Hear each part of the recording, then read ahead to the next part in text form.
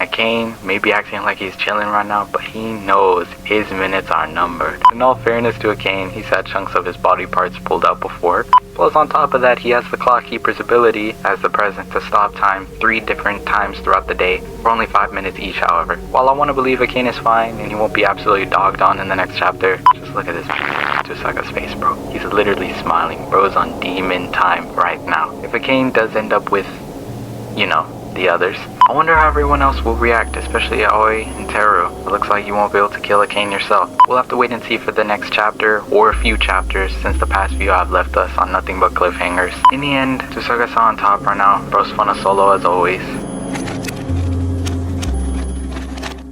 Ladies and gentlemen, this isn't a drill. I'm finally making TBHK theory after almost a whole year. Mokke is back. Got a little friend. If you're unfamiliar with the anime, you might as well just click off the video. Trust guys, I'll have more gaming videos soon and lives. I'm just kidding. Anyways, let's see, where should I pick things up from?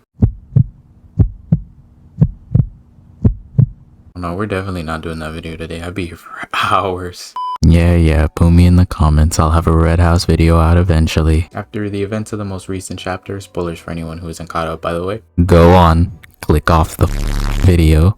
So after the recent events of the nightmare that was chapter 120, no, for Ripko, there's some hey Darlo, when I catch you. Anyways, there's a lot to discuss. I mean, we can go over so much. I'd be here for literal hours. The situation between Hanako and Tsusagasa, I swear, please don't slander me in the comments. I know I'm not pronouncing them right. I'm doing my best. What's the situation with them being separate entities but also connected? What's the strength of this thing inside of Tsusagasa? He's able to be unbound and leave the school, but Hanako isn't. Why won't these two just get a room already? And why is Teru such a 24/7? Oh, now you guys realize this world is now you guys want to fix things. Not when we had everything else happening. You want to fix it now. Alright. In order for us to discuss the events moving forward, we need to pre-establish the ones from before. Gosh, I sound like Matt Pat. Anyways, I got the books out for this one. That's how you know this is going to be serious. As you've already seen from the title of this video, we're going to be discussing a very underground theory within the community. If you know TBHK, you probably have heard of the key theory, or maybe even the Haku Jodai theory. That's a story for another day. A big thing I think we're all overlooking is that there may be a deeper meaning behind all of this. I mean, come on, this arc is heavily shoving down our throats. Whoa. This arc is all about time trying to get us to see the bigger picture. There's a lot yet to occur in TBHK moving forward, but what about the earlier chapters? See, what if the answer is hidden in the past? I'm losing it, man. Chapter 22. I know it was a long time ago, but if you're a true TBHK madman like me, then you'll remember after Nene finally found a way back to the main world after being kidnapped by Tsusagasa and gang, she finds out she's really stuck in the past, July 18th, 1969. After Nene confronts Hanako while he was still alive, or a main, he runs off and drops something on the floor, a pair of keys. Pair of keys. Before Nene can think about anything, she's sucked back into the normal world by Haku Jodai. As the page leaves us off on a cliffhanger, we can see the date again. Torn newspapers of the Apollo landing on the moon, but more importantly, look closer at the text on the date. If you read the manga online, you can zoom in, and if you upscale the quality, it reads, words of wisdom. Be careful to not lose things. I feel like a madman right now, sitting in my room writing this with my pen on fire. Now this scene alone is a lot to unpack. Number one, what does this mean? It could just be referring to the keys he just lost and nothing else. But what if it's also referring to him losing to Tsusagasa? What if this is right before he goes home and, you know, stabby. It could also just be something a main in general has constantly revolved around. Whether that's losing Nene, his brother, his last chance on Earth, etc. He's constantly is involved with losing things he cares about. This poor boy, man.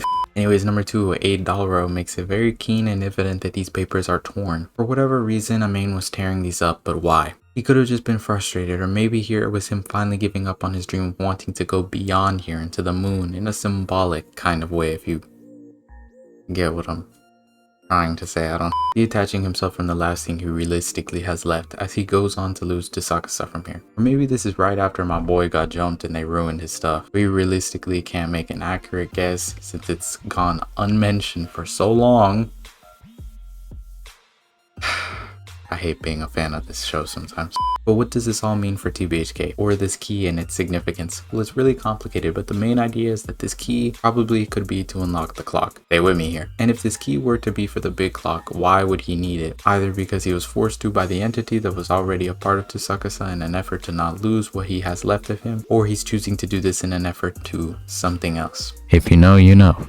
Now this is probably me just looking too deep into things, but at the end of chapter 101, Hanako is shown standing in front of the big clock, deep in thought. And we've been told before that supernaturals or ghosts can't remember anything from their lives prior, but what if Hanako sort of remembers? I mean, in the next chapter, when he's asked if he remembers anything, he simply shrugs it off as if it's nothing. But at the same time, there is tension there, as if he's not letting on to as much as he really knows. We know he likes to act out on his own. He's done it before when he traded Always Life for Nenes, or throughout the whole Picture Perfect arc. Man, I wish things were that simple again. I'm sitting here at midnight writing this, and I'm probably gonna be sitting here at like 3 in the morning editing this.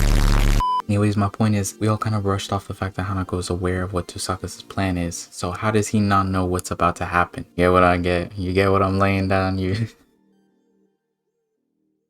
reality is, there isn't enough info yet to make a true decision on what'll happen or what's bound to happen, but I swear if in a month from now, if I follow up to the latest chapter and this my goat, Tsukasa, isn't back folding people, I'ma crash out.